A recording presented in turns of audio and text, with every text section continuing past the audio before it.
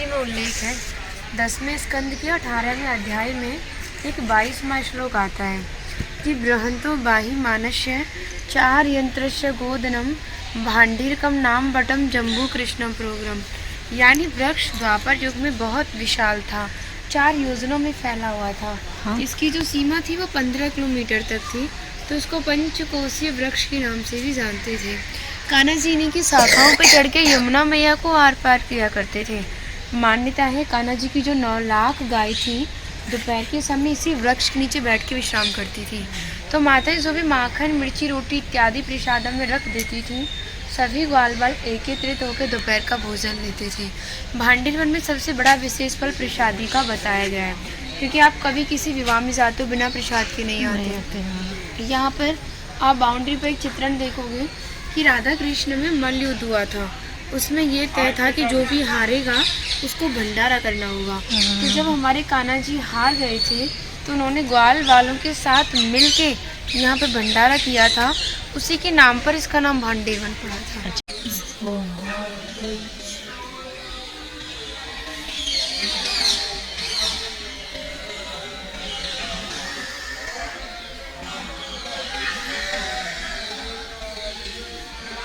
राधा कृष्ण जी की शादी हुई, विवाह मंडप है, शादी हुई थी।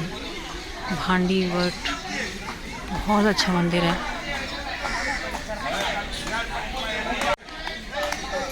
ये वृंदावन से काफ़ी दूर है, लेकिन यहाँ पे सब लोग दर्शन करने आते हैं, जो बहुत अच्छा। यहाँ पे मल्ल युद्ध भी हुआ था राधा कृष्ण जी के साथ। माखन, मिर्ची, रोटी इत्यादि प्रसादम में रख देती थी। यहाँ पर राधा कृष्ण में मल्ल युद्ध हुआ था। उसमें यह तय था कि जो भी हारेगा उसको भंडारा करना होगा। तो जब हमारे कान्हा जी हार गए थे तो ग्वाल वालों के साथ मिलकर भंडारा किया, उसी के नाम पर भांडीर वन।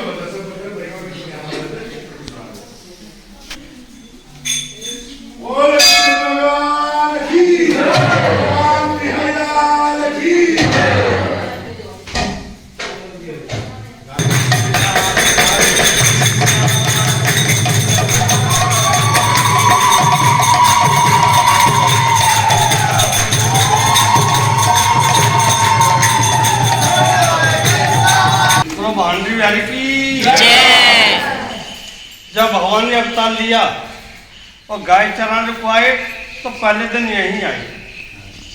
जब भगवान गाय चराने को आते थे तो कंस नए नए राक्षस भगवान को मारने को भेजता था। कंस ने एक बच्चा तो नाम का राक्षस भगवान को मारने को भेजा। बच्चा तो गाय का बछड़ा बन के भगवान की गाय मिल गया। भगवान ने उसको मार दिया। सखा बोले कन्हैया तेने बछड़ा मार दूं, तू हत्या रह गया है। भगवान बोले तो मैं क्या करूं कि तू जो सभी तीर्थों का स्नान कर। तो सामने कुआं है, भगवान ने बंसी से प्रकट किया, उसमें विराजमान हुए। सभी तीर्थों ने अपना रूप धर के भगवान को स्नान कराया। इस कुएं में सभी तीर्थों का जल है।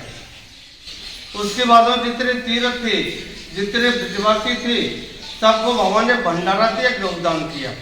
या गौ सेवा का, भंडारे का, गौदान का विशेष फल होता है। जब सोमवार की अमावस होती है इस कुएं का पानी सफेद हो जाता है, व्हाइट हो जाता है कुएं का। हाँ, जब औरतों के बच्चे नहीं होते हो, गर्भ खंडित जाते हो, संतान नहीं चल रही हो, तो यहाँ स्नान करें, मंत्र मनोकामना बोले तो संतान की प्राप्ति होती है। दूसरी लीला राधा कृष्ण विवाह की। फागुन का महीना था, शुक्ल पक्ष की द्वादशी, उसे बोलते फुलरा द्वादशी। नंद बाबा गाय चरा रहे थे, तभी दोपहर को आंधी तूफान आया, वर्षा है लगी। नंद बाबा घबरा गए, लाला को लेके कहाँ जाऊं। तो उनके सामने कदम का झाड़ खड़ा था। उसकी जड़ में बैठ गई। तभी वहाँ राधे जी प्रकट हुई।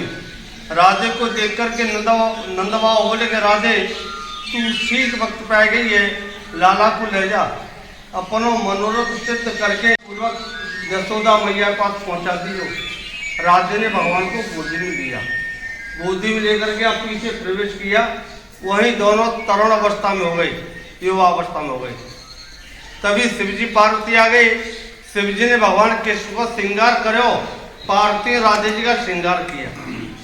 श्रृंगार होते ही राधा रानी ने रास मंडप का चिंतन करो, सोचा तो यहाँ पे भव्य मंडप प्रकट हुए, जहाँ में 1000 खंभा लगे हुए, रत्न मणि से सुशोभित है, बीच में एक सिंहासन बने हुए हैं।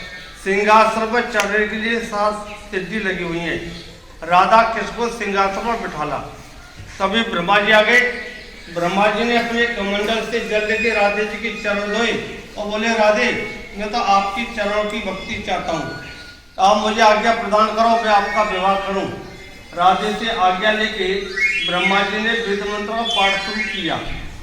वेद मंत्रों की आवाज जो आकाश में गूंजने लगी, सब देवता आ गए, मंडप को चारों तरफ से घेर ले। मंडप की शोभा और बढ़ गई। जब ब्रह्मा जी पूजा करा रहे थे तो भगवान ने अपनी बंशी को अपने पास में रख लिया। उस बंशी को राधे जी ने चुरा लिया। तभी से हमारे हिंदू रीति में एक प्रथा चल रही है, जब लड़का लड़की शादी होती है, मंडप के नीचे बैठे होते हैं तो वहाँ से चोरी होती है। किस चीज़ की होती है? सभी जगह होती है, जूते की। कौन चोराता है? साली।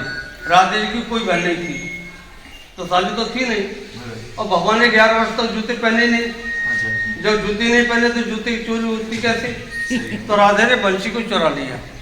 ब्रह्मा जी ने कन्यादान किया, यज्ञ कराए, फेरे कराए।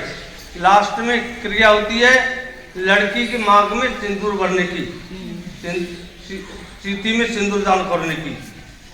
तो ब्रह्मा जी बोले प्रभु राधे जी की मांग में सिंदूर दान करो। तो भगवान ने राधे जी की मांग में सिंदूर दान किया। सिंदूर दान करते ही मंडप लोक हो गया, ब्रह्मा जी लोक हो गए, देवता लोक हो गए, राधा कृष्ण अकेले रह गए। तो ये दर्शन जो विवाह के दर्शन है, भगवान राधा जी की मांग में सिंदूर दान करते हुए गोविंद राधा भाई सीते सिंदूर दान करवे। क्या राधा रानी के कन्यादान का दान होता है।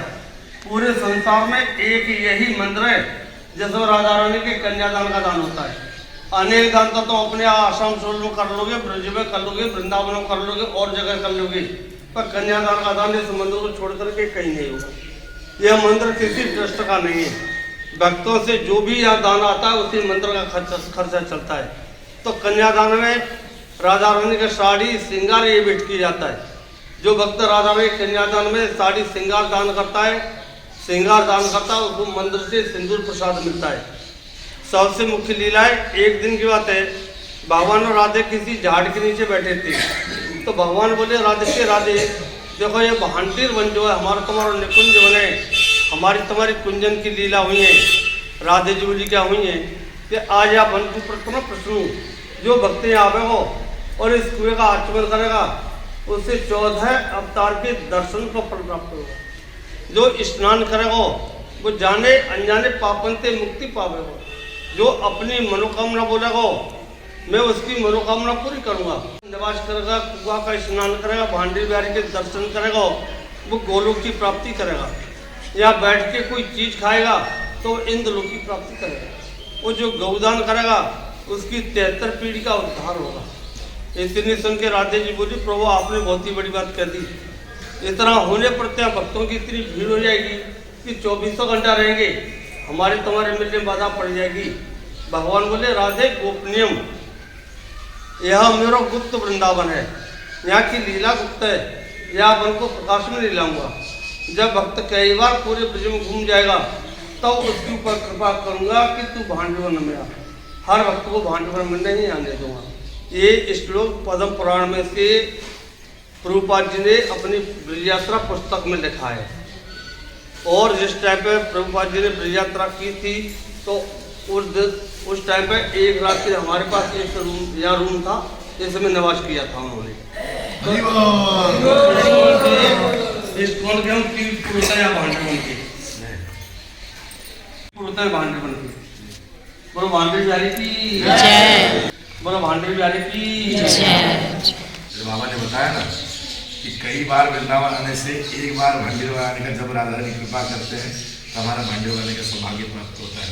सभी को यहाँ प्राप्त नहीं होता। बोले क्यों? क्योंकि जैसे बाबा ने भांडेर में जब हमारा सौभाग्य था, हमारे बाबा हमारे यहाँ पर हमारे चरणों में राधा रानी कृपा से हम यहाँ पर चले आए। तो इसके लिए राधा रानी का बहुत जोर से हरि बोल, हरि बोल, हरि बोल।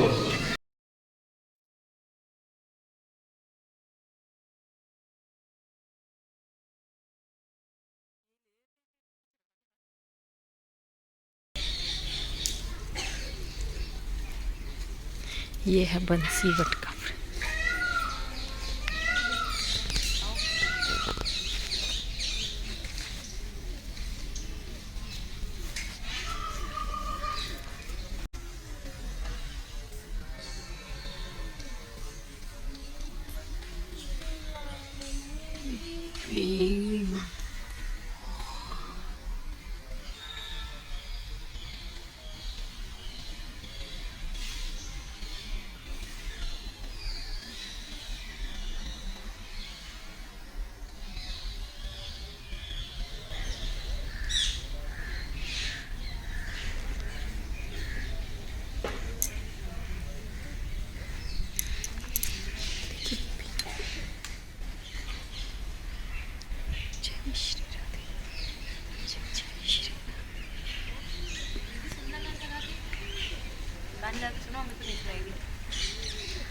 पता नहीं, पूछो उनसे किसी से।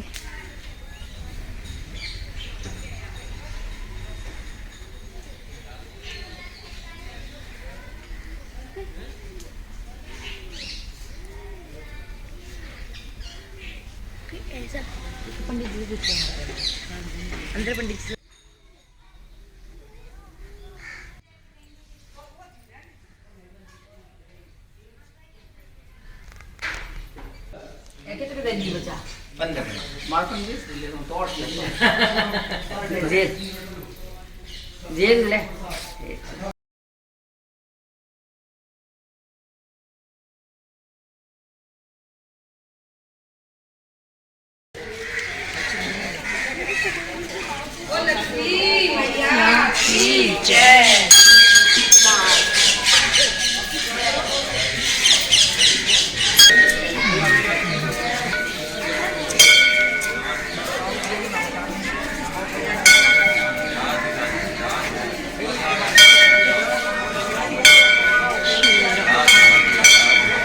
यह है लक्ष्मी माता जी का मंदिर।